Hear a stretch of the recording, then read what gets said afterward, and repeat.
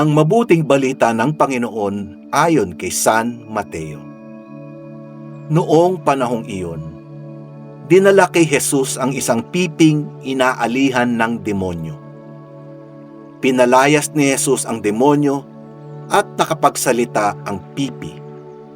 Namangha ang mga tao at sinabi nila, "Kailan may walang nakitang katulad nito sa Israel?"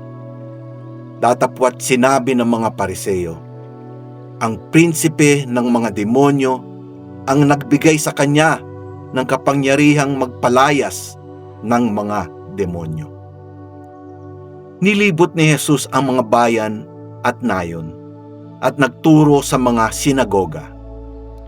Ipinangaral niya ang mabuting balita tungkol sa paghahari ng Diyos at pinagaling ang mga may sakit, anuman ang kanilang karamdaman.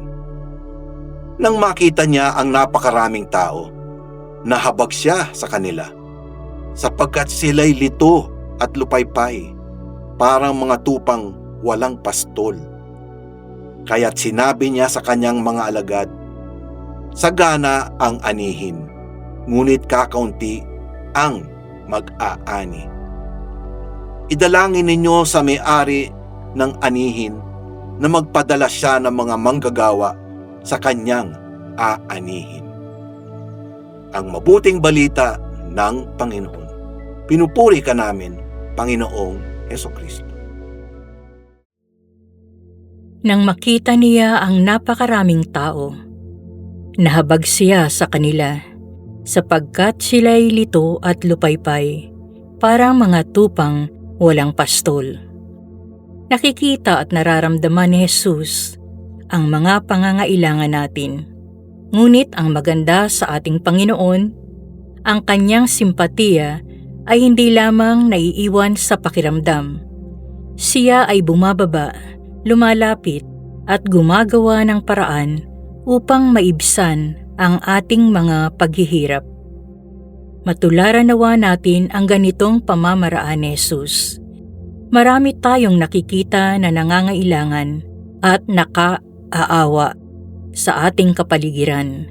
Ngunit ano ang ating ginagawa?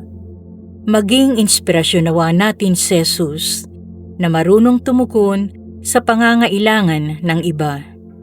Nagawa ito ng Panginoon dahil hindi siya nakatutok sa sariling hirap at pagod.